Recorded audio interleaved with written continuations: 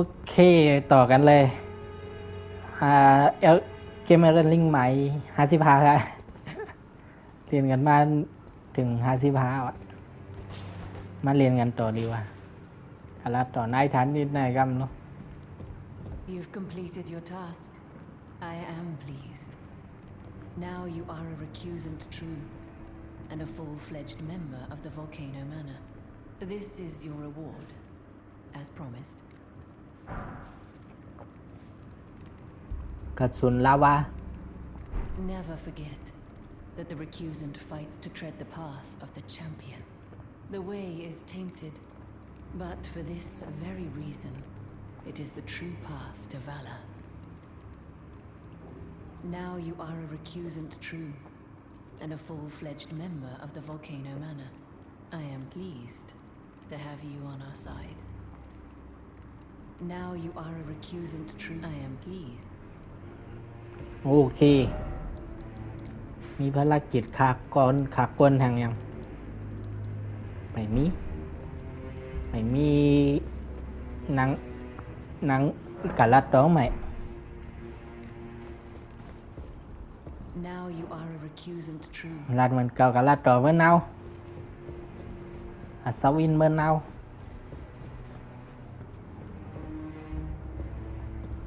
ลัดต่อน้องลายาเลย Have you ever heard any strange sounds here at the manor? Something beyond the walls, like breathing or slithering scales? Oh, Phi, what am I saying? It just isn't possible. I must be tired. Sometimes I hear strange sounds beyond the walls, like breathing or slithering scales. Oh, perhaps I'm just feeling tired.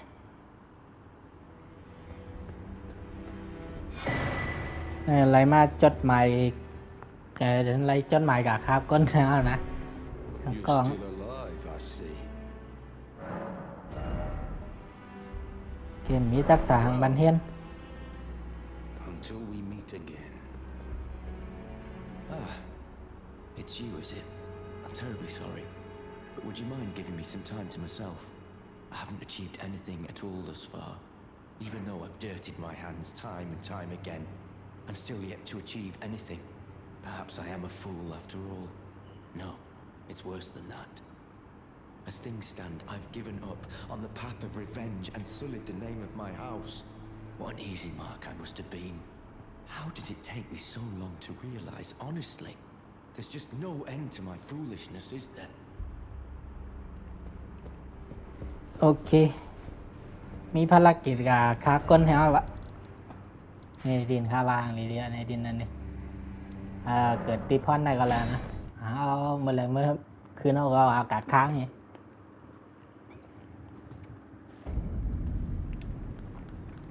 ขี่มากกับล่วงนั่งรวมมึงล่วงดีนั่นไรสูงหนาตายตั้งนั่นเดี๋ยวมีตั้งไอตีล่วงไงตั้งอันตั้งคาเดวันกันนั่นมีร่วมแหวนกับดีร่วมเนี่ย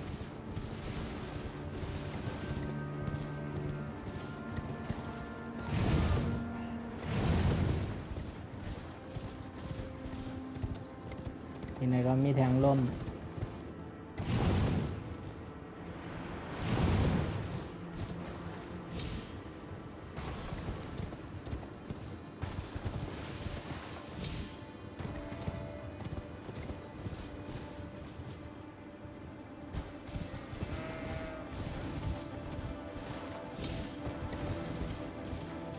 โอเคนายรู้เตรียมไว้ใส่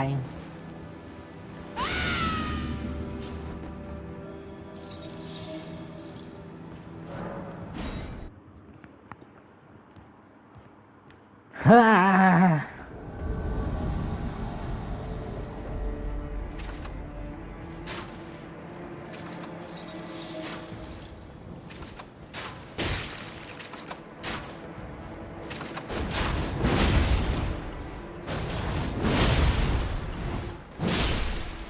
โอเค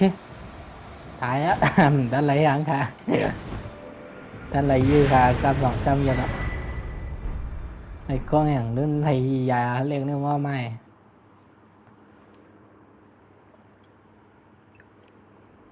เรียนอะไรบ้าคุ้มได้อะไรขดเล็กคลิปเป็นเครื่องล่างอยู่ด้วยกันดูเนี่ยเป็นเครื่องล่างแล้วครับต้องพิดอะในรูปเครื่องล่างกบเสียงของผู้ถือให้เงียบจิตวะเอาใส่ไว้เดี๋ยวเข้าไปเดมมิเสียงวันนั้นโอเคการรัดต่อหน้าทันนิดใหม่เด้อว่าเฮ็ดกะได้มันเดี๋ยวไล่หลักเดี๋ยวไล่เลี้ยวพันอัดสรพิษเองนะ I see you performed another task for us. Here is your usual reward. Please, take it. นายรู้มันกาวางนะครับกระลูกอสรพิษวะ Now, perhaps the time has come to tell you of the true ruler of this manor, Lord Rykard. The Erd Tree blessed the Tarnished with grace, but it was all too meager in the face of the enormity of their task. The Tarnished were forced to scavenge, squabbling for crumbs, like the Shard Bearers vying for power in the wake of the Shattering. Our Lord, indignant, has refused to scurry about,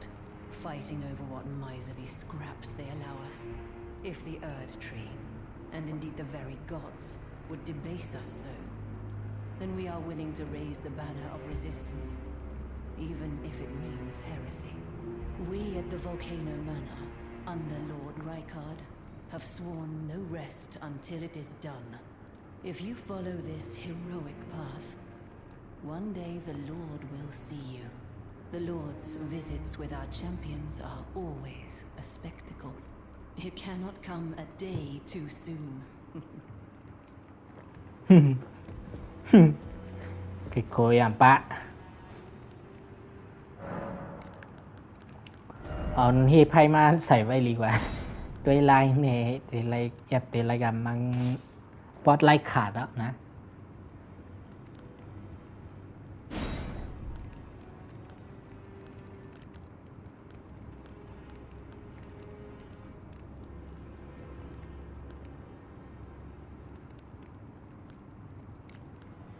ลายขาด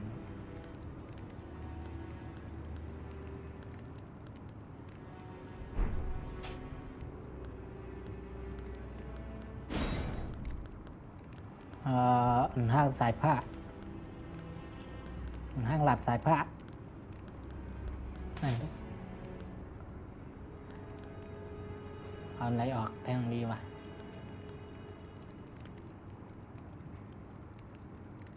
ห้างหลับคิดให้ออกไว้ก่อนเพราะจะด้ามค่าด้ามไปเลยใจวะ เอาห้างศักดิ์สิทธิ์มาไว้มันก็ไรใจว่าไก่ญาติผีหลวงเยอะนะเตรียมตัวไว้ก่อนเสียหายมาเอาจดหมายทั้งราคาต้นทั้ง It's just as my Jot mij noble Silang. brother says. I'm a complete fool. I can't believe I thought I could become a champion. Look at you. I knew you'd take this. จดหมายถึงเปิ้นเอา A special invitation to hunt some of the first Tarnished who sat at the Round Table Hold. If you should accept, I'll next see you on the field of battle. เป็น Still เป็นจดหมายเชิญกับมังยัง well, until we meet again. เอาจดหมายเชิญกับมังอย่างก้นดีนครหลวงเลี่ยนเดียวเนี่ยนะรู้แรงเลยเนาะกับมังพื้นมมองว่ะรุ่นแรกเนี่ยรุ่นเก่าเนี่ยยังเอาหมด Perhaps I am a fool after all. No, it's worse than that. What an easy mark I must have been. Perhaps I am a... No, what an easy... ปีเดี๋ยวรอดก็ลาแดงกับหัวตีเด้งหัวปักตัวปีกอยู่ นี่ยังปะ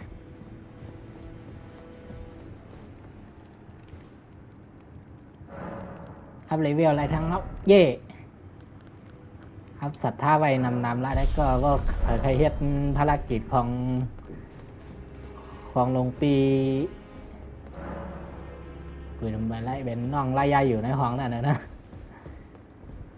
ของปีหลวงปีคอลินเนี่ย It cannot come a day too soon.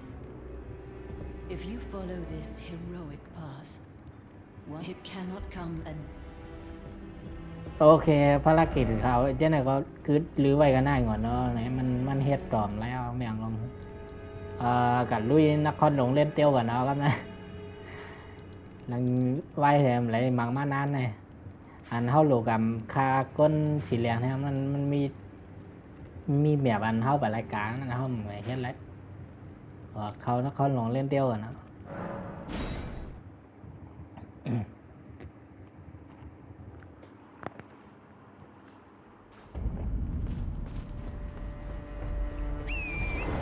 หิมากเข้าเมืองไปเลยโย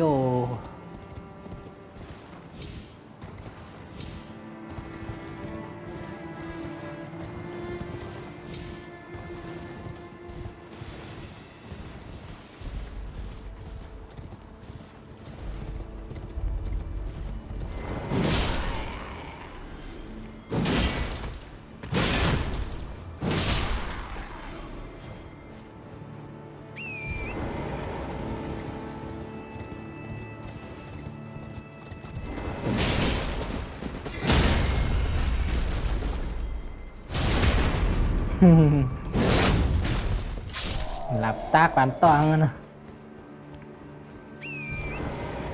แต่ก่อเขาหยุ่มครับขี่มากกว่าข้างในก่อนมีรูนมีดีพอนบันเรือ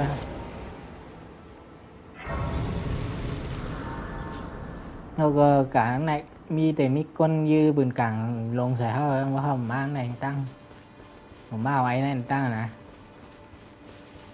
ทำบ่ห่อมันซื้อขานยอบตั้งขี่มามันขี่มามันเอากลางยื้อให้อังโทนนะ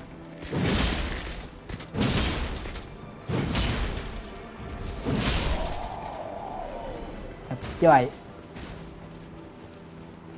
คือหน่าเก็บของขึ้นก่อนมันก็มีของเกี่ยวโบราณว่ะสร้างของอะไรทางนำหนาข้ามอะไรสร้าง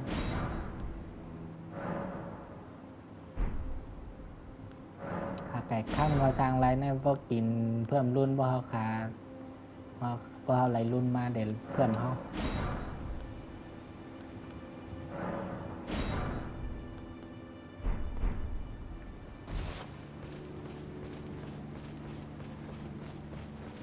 จะนั่นหวังแล้วเลย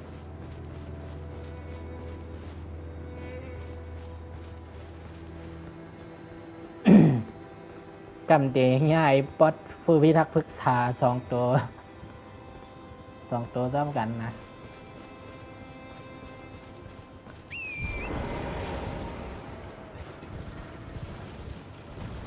ย้อนกันด้วยด้านหนึ่งได้ก่อนว่ามีอย่าง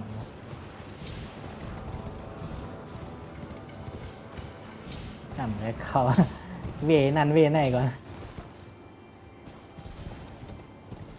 มีคนมีวิญญาณวิญญาณบรรลัดต่อย้ำนะโอ้ปรึกษาท้องเอ๋ยบัญญัติท้องตั้งตระงานไม่สั่นคลอนจงสีนำราชาแห่งเอเดนของเราเพื่อพื้นภูโลกใบนี้ด้วยเถิดข้านี่แหละจะเป็นราชาแห่งพองสู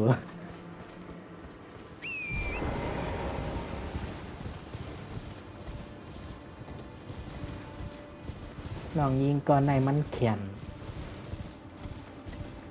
ทำอะไรขึ้นมาด้วยบ้องก่อนนะตั้งไหนโอเคมีตั้งลงคาราได้ลงนั่นเนี่ยไรลงไหนได้ซีแง่แกโยสูงหน่าลง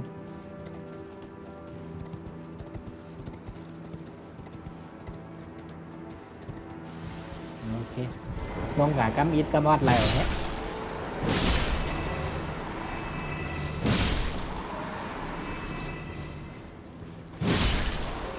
มีไอเทม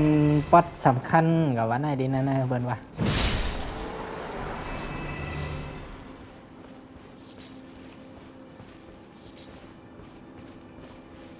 เป็นอันเฮ้อๆเนี่ยกำข้างไงเจ็บ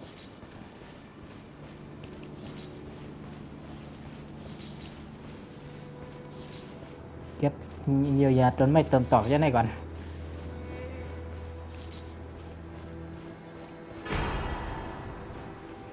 แสงดาราอัมพันธ์เป็นดาบซ้อเอาไว้อย่างว่าเก็บไว้ก่อนนี่แต่ไล่ใจออกโอเคขึ้นออกครับขึ้นระหว่างใครมาดังนั้นขี่มาดังไหนก่อนเลยขี่มาเข้ากับดังไหนก่อนเลยเพราะผมไปกาดังทาดำอะไรมาใครคาขึ้นหางเลยนั่นมาขึ้นหางหน้าเดินออก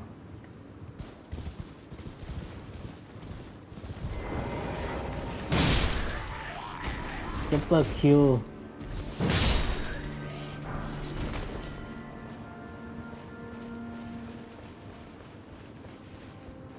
เปิ้ลคิวคา3 ตัวว้าววิมีเฮ่หลับซอกวันน้ามัน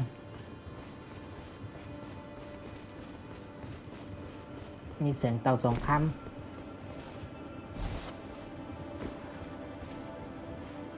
ยอกก็มีปั่นห้องไปก่อนเลยเนียนขึ้นไล่นะตรงไหนย่อเอาปีมากขึ้นเอาปีมากขึ้นเลย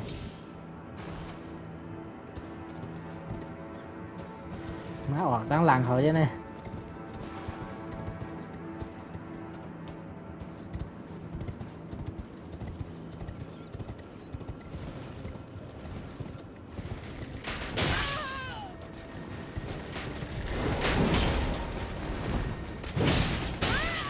โอ้โหยังเหรอ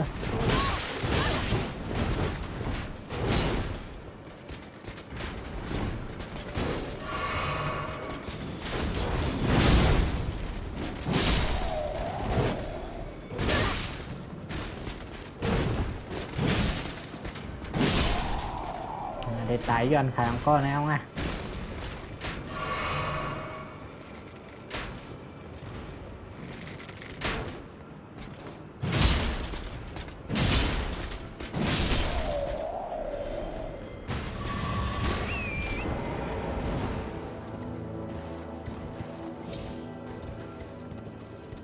มีเตาสองข้ามจำเตาเลือดอยู่ปัน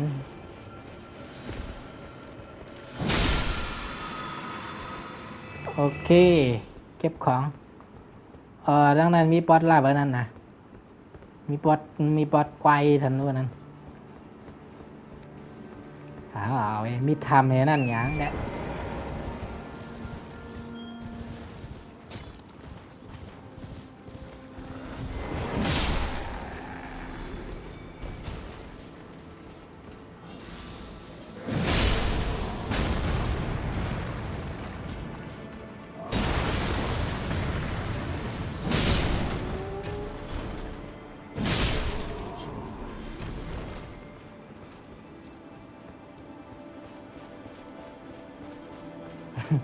เพราะว่าเขียนอาคาวุ้นนะ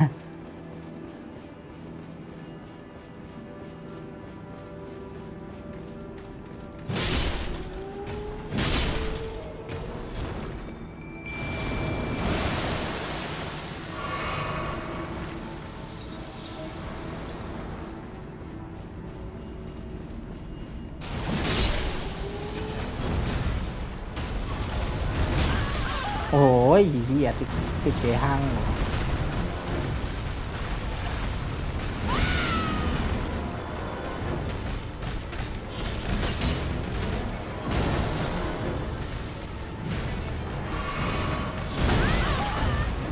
โอ้ยสองกับพี่น้องคิว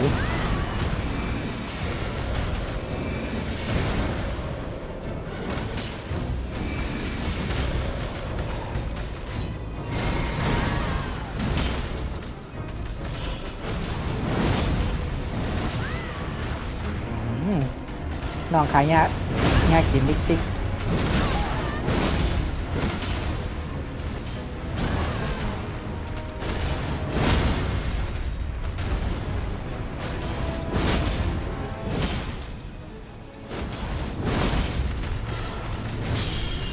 โอเค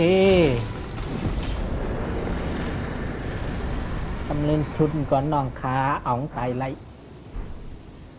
หลีเต้ๆนั่นเย้าน้องปี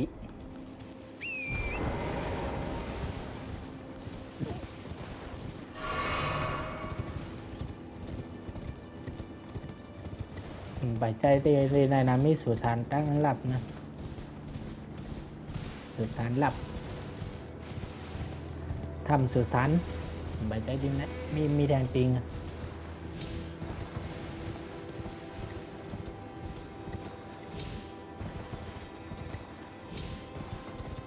ไหนรู้ ไอ้ปรึกษา2 ตัวคาวาง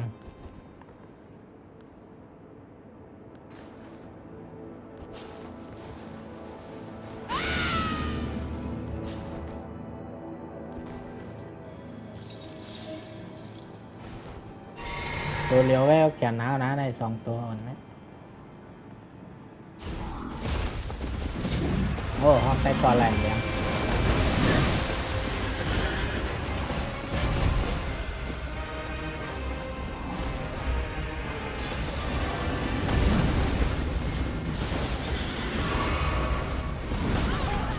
ใต้ก่อหายงานลุง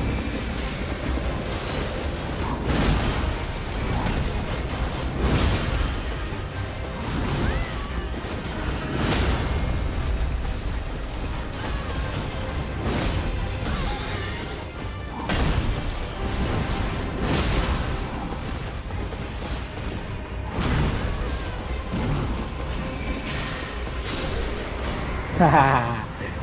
น่ากินน้ำแข็งเหลือน้องขาแววอะขาเตะยาวอะขาดแล้วโอเคน้องขาสู้ๆที่เป็นกำลังใจให้น้อง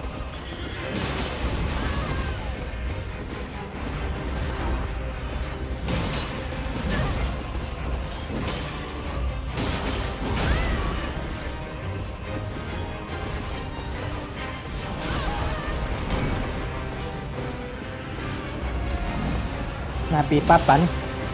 ปั๊บโอเค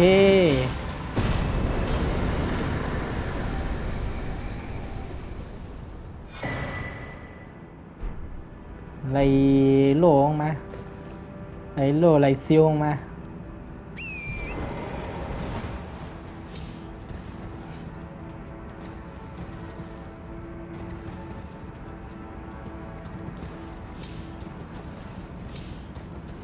ตั้งในค่ะยินเสียงเตาสงครามอย่างกิ้งก้องเหมือนกัน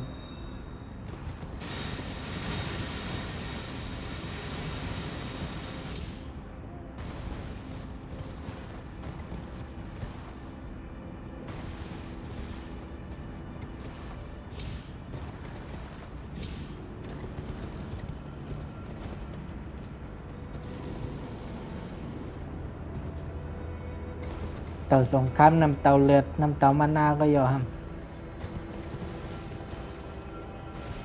ใจเตะโอ้โห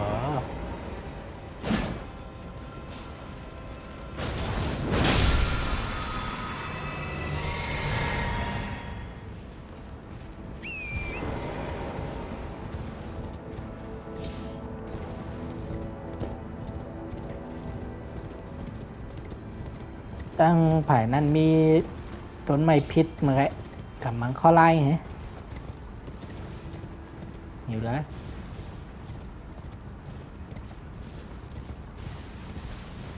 ไม่รู้โอ้มีทำด้วยเหรอวะ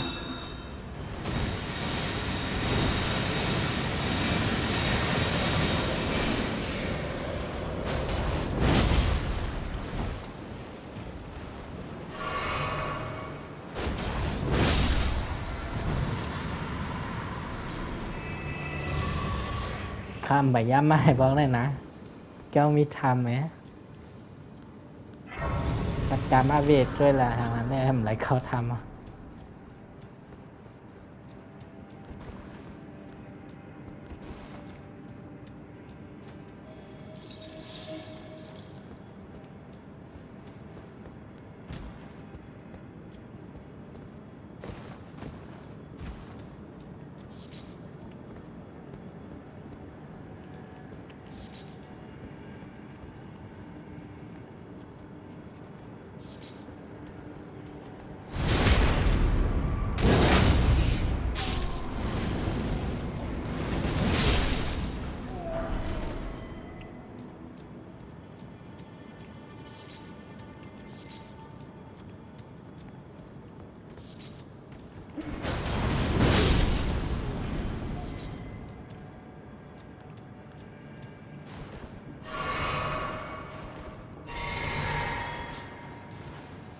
ปั๊บ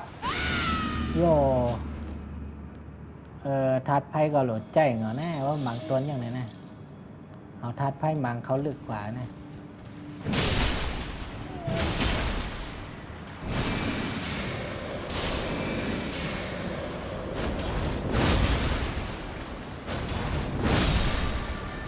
เขาเลือกใจเด็ดเตียนยาวๆมันเรียกไพ่ไม้นั่นนะทำมันเป็นมือเนี่ยเดี๋ยวมันเดี๋ยวซุ่มไพ่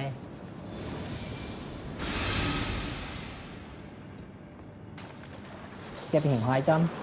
หิ่งห้อยสีเงินว่ะ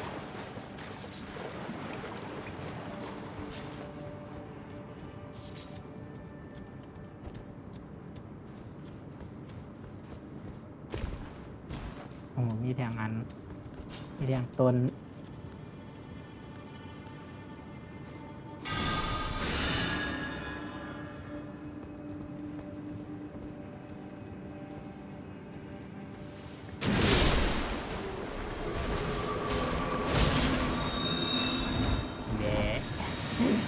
เอาตาจันติดมาแล้วเขาเหลือ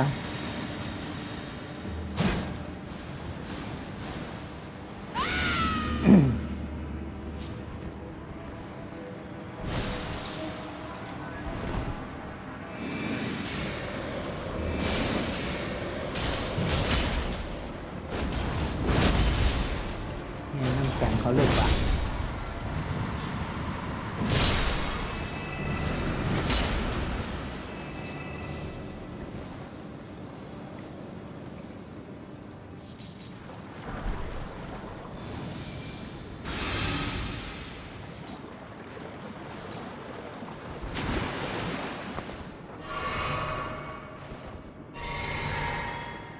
บางมันนากับเตาเลือดประเดี๋ยวหมดอ่ะโหนายโยคาวาง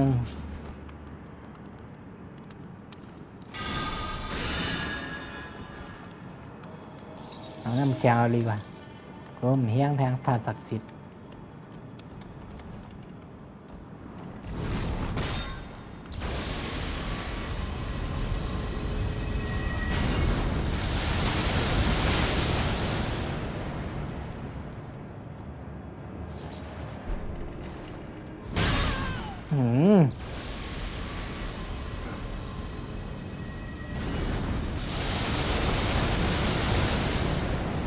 จางพันยนมากับอยู่ไอ้นั่น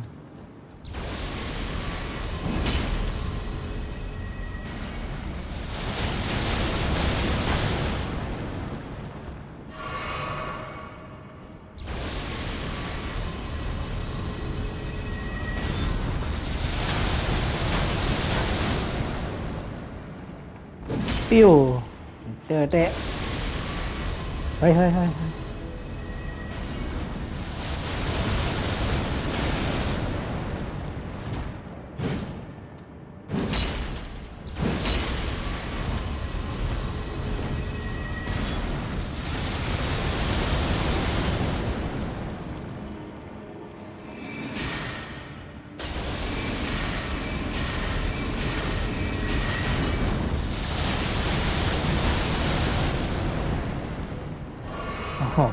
ปิ่นเครื่องล่างก่อนไม่ง่ายกินมั้งเพิ่มความนุ่นแรงหอมม้วนตา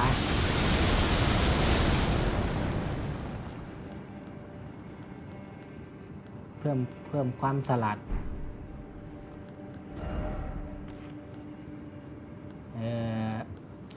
เพิ่มเวท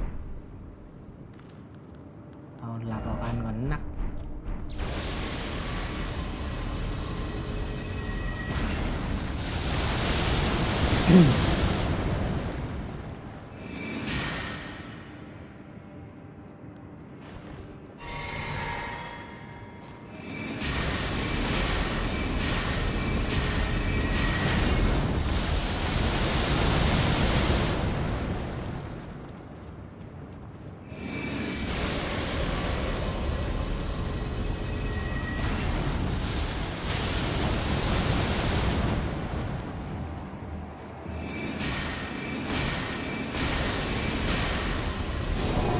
โอเคสุดท้ายอ่ะ เอากังเอาธนูเยอะอะไรนะหายมีธนูคิบหายเอาเลยเรือมันนามันเนื้อเรือจมมดเรือเจ้าเนาะ มานาไปหมด เ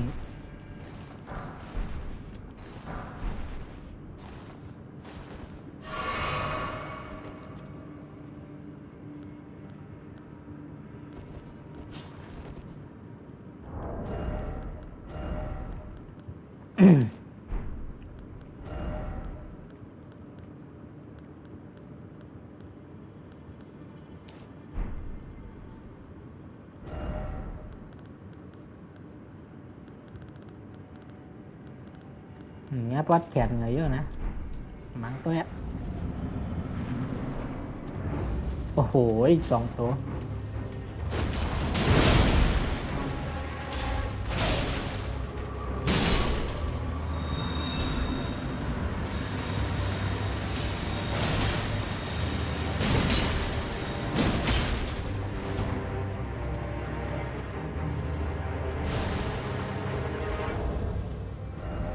อุปกรณ์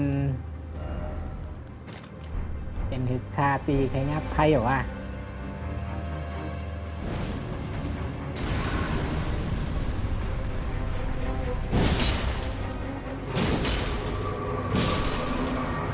เรียบร้อยขวานผ้าจอมทุบพูดต้องสาบมา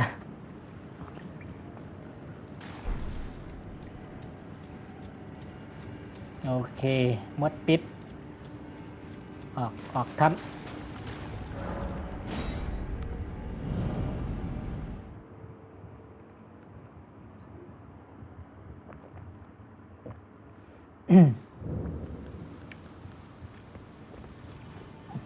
ย้อนหนาวน้ำตาเลือดนะ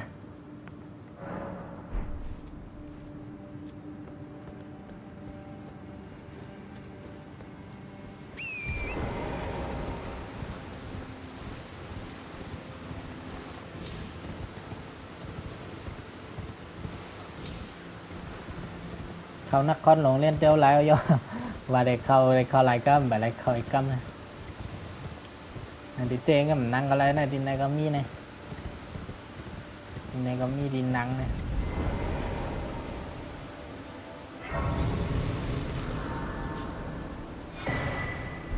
ในหมักให้คำให้แปนติแมปโอเคมีแมปปืดปันเนาะบันตัวอ่ะ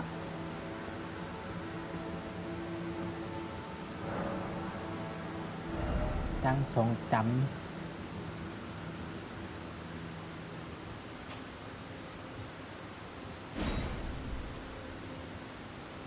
เราหลับไปไหนลูกเจ๋มัวดาวอันไหนนะทั้งในค่ะโยคาว่ามีทำสุสานหลับเยอะแล้วมัวงอ่ะดีๆว่าผมใจเตอเนี่ยต้องใจคาว่าแหละเนี่ย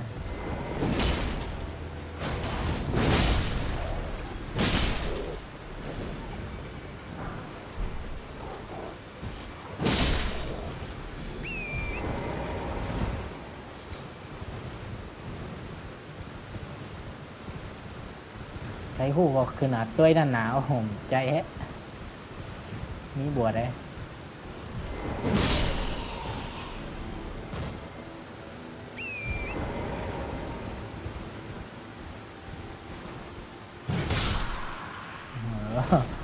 มันนังไว้อันนั้นมาน้องอยู่ในลิ้นไว้อะไรหันต้นใหม่เลยหรือว่าเมียนบอกไม่ละลายcáiหน้ามาเลยผู้มือประดิษฐ์ของนักเผยแผ่ศาสนาสีของหลวงปี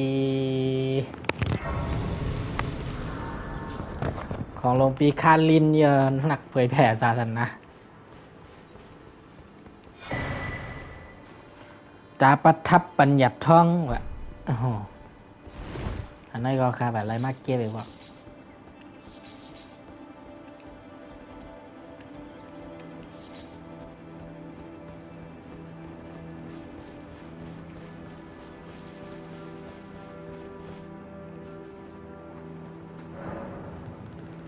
พูดคุยกับมารีน่าและอ๋อไปกันน้อง Spoken echoes of Queen Marika linger here as well. Shall I share them with you? หากท่านสนใจพังสน In ใจ Marika's own words, I declare mine intent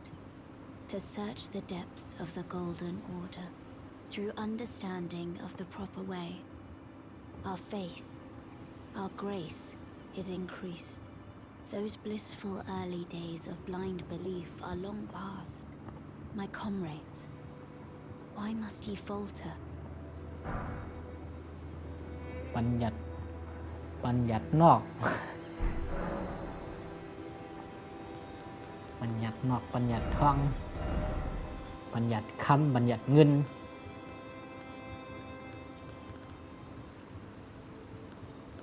ของพระใครมีถามไหมนะ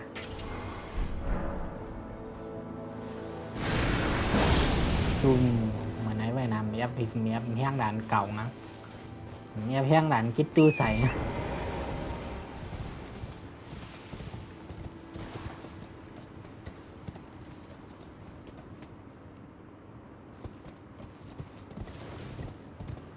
โอเคมีหางละมีน้ำบางไหลไว้ดังใจกันเลยได้ตับสุ่มอ่อนได้ลูก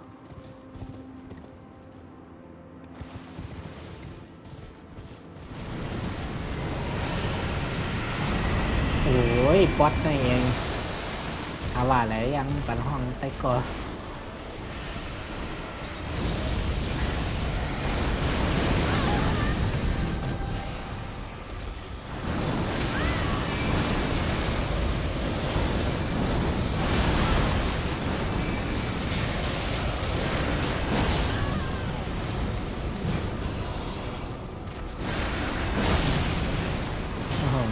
มีแห้งตานเก่าเนี่ยมันเป็นทามันจะมาแบ่งกระถามันใจอันนั้นยัง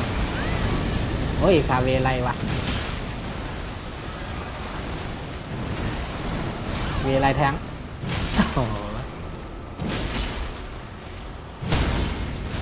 มีลาบี้มาปั่นกับแต้งตาซาลิลีอ๋อแต่ก็หัดจัดการทำอะไรแต้งตาไม่คำมาทางลุงโอ้โหอย่าว่ามีซื้อขาหนอนแน่จ้อนใจ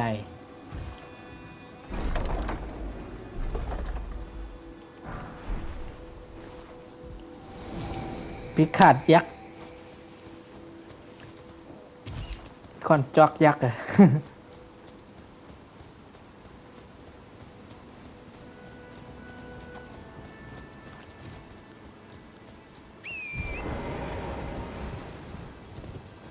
แห้งดันคิดตัวใส่ข้างนะ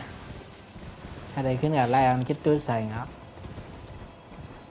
ตั้งนางเนี่ยมีอย่างแบบ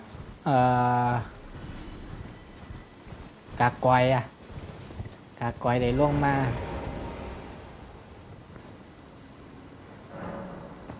เดวินลงโลกมานะเขียนโทษเนอะอันใจหลับสองปลายอย่างนั้นนะ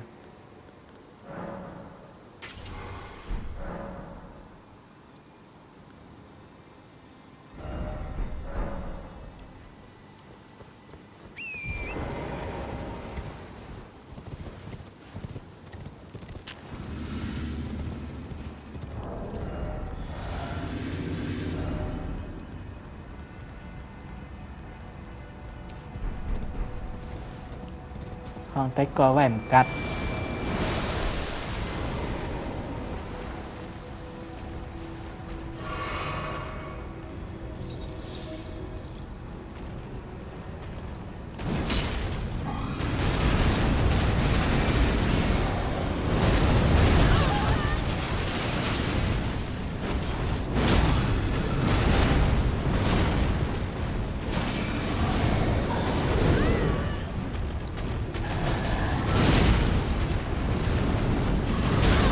โอ้โห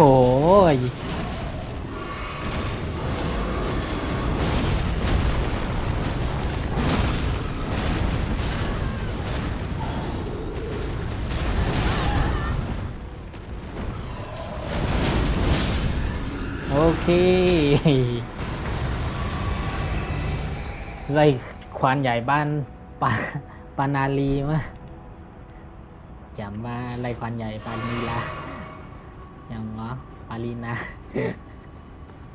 อย่างว่ารู้จักปาลีนาฮะปาลีนาเล่าเลย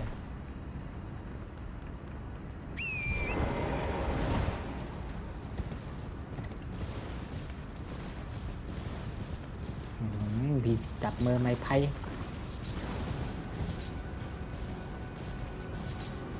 จับมือไพ่ไม้อย่างหอยมาอยู่ด้านในวะหอยทาดมาอยู่ด้านในวะหอยทาดผู้ผับเครื่องอยู่แล้วนะ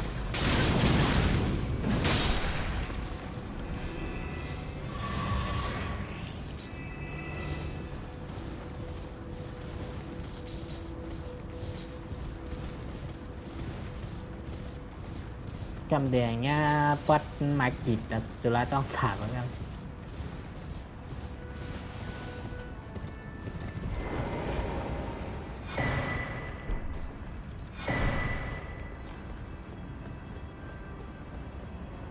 มีนายหม่อนจอม You. Please. I can read them. Your fingers. Please, your fingers.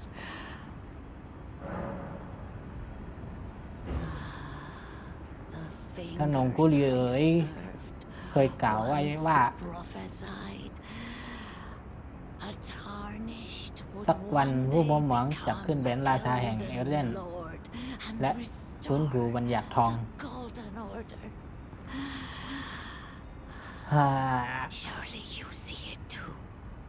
เจ้าก็มองเห็นใช่ไหมสีทองที่ปกคลุมภาคฟ้าศึกษาใหญ่อันเป็นต้นกำเนิดลำแสงผู้มัวมองเอ๋ย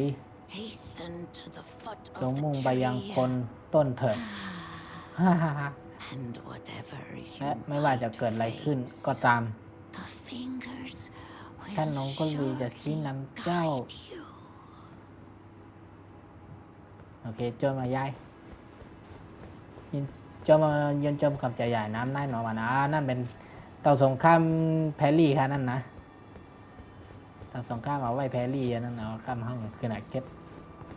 หนูขึ้นหงางเดืองมันขี่ม้าขึ้นหงางตั้งแต่มันข่มไรนะเมื่อขามาปรึกษาทองครั้งแรกกับเขาแหนมเขาไรวะไอ้จ้องตั้งแต่มันใจตั้งเขา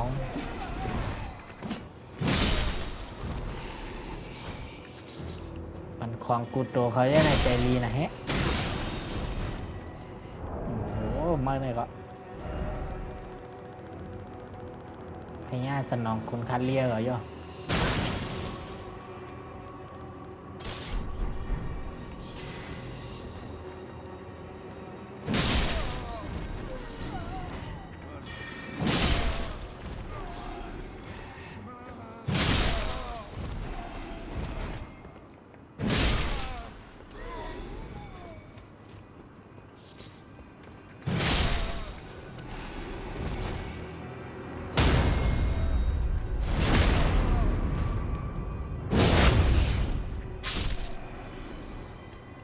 เพลลี่เตาเพลลี่ไพ่ครบเพลิงไรโอ้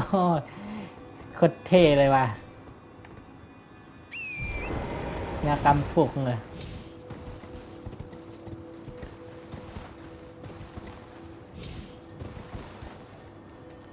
เอาลีๆนะอย่าตกกานะตกกาได้ตายนะ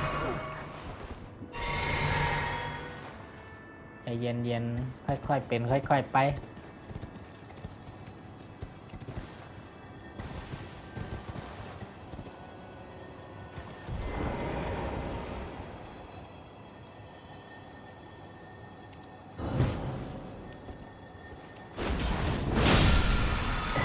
ปิ้นไอ้ลูกเต่าสงครามปัดป้องวะแพรี่ไว้แพรี่ไงวะเบิ้นว่านะ หัวคาวางเนี่ยก็ง่ายเหรอทำบังมักกิบก่อน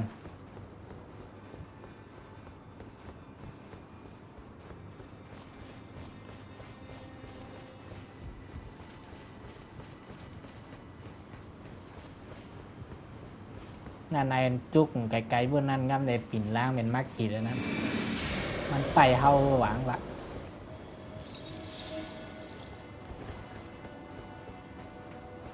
I see the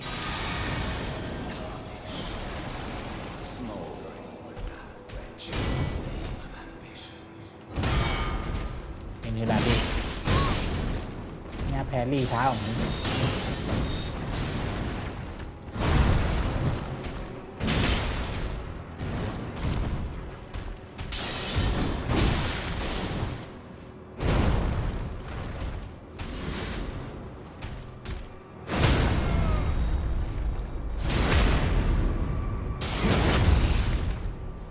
กดเท่ ฮ่าฮ่าโอ้ยลืมว่ามันแจ้งรายกรรมเดี๋ยว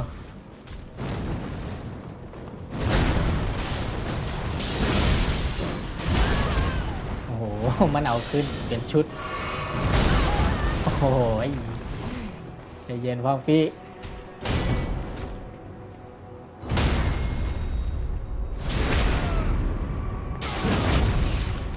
แพรรี่กำเหลียวแต้งตองอะไรนะแพรรี่หลายกำโอ้ยเจ็บใจ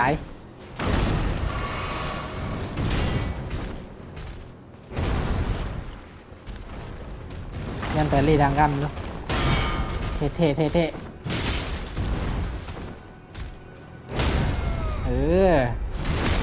โคตรเท่เนี่ยแต่เพิ่งมาใหม่หน้าปีหน้าเนี่ย เลยการกินเลือดเหมือนกันจังมีเลือดเหมือนกันได้ค่ะแบบปียังเหรอ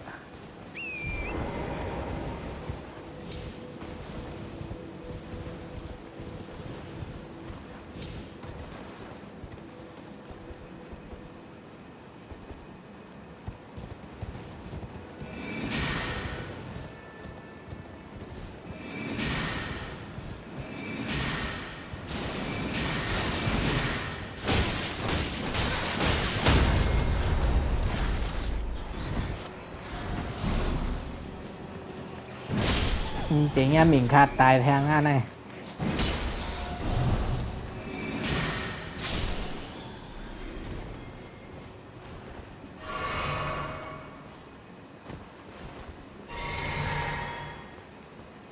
อย่าเฮ็ดเจ้งนั้นใครกินหน้าเปิ้นน่ะ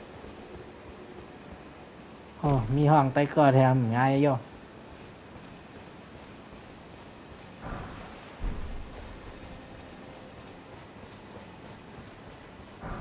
เปิดมีตัวอย่างเมียนออกมากไอ้ห้องมันไม่มีแถมไปห้องอะไรกันกำเสมันซุมมันนาหลายๆครับเสมันนาฟีๆกัน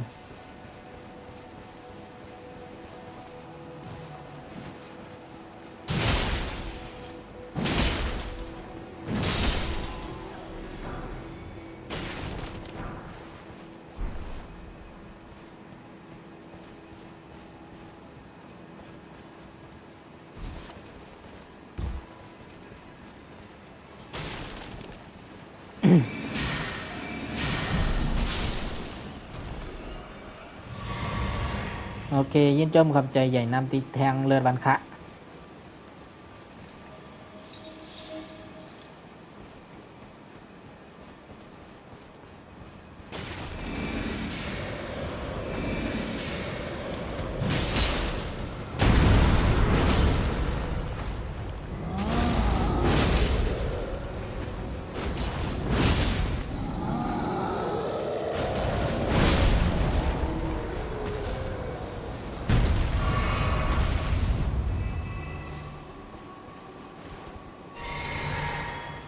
เงาจัดนาห้องเอื้อ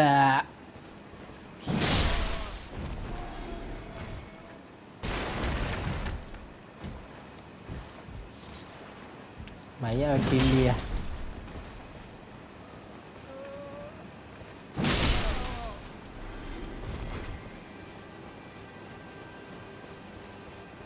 ตีตั้งเดิมมีพรบันนั่งเรือนั่นนะ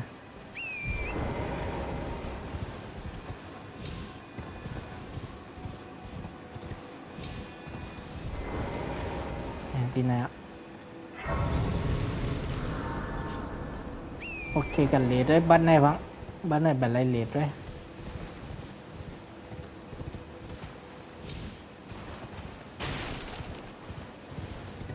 เมื่อกี้หันนะไอหัวหมักปักมีดโตเมื่อกี้นั่นอยู่ด้านในนั่น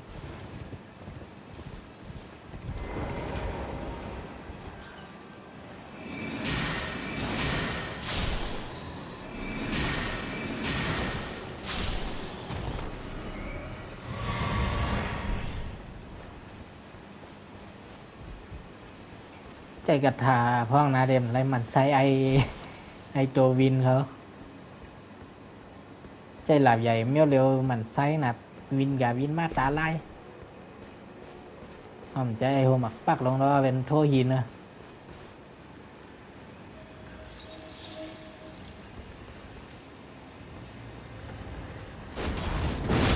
หมาหลับกัดหมาลักครบ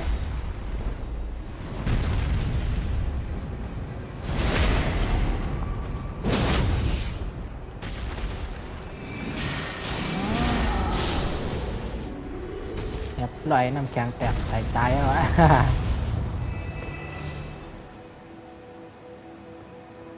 โอเคมามีหังกับมีกันไหน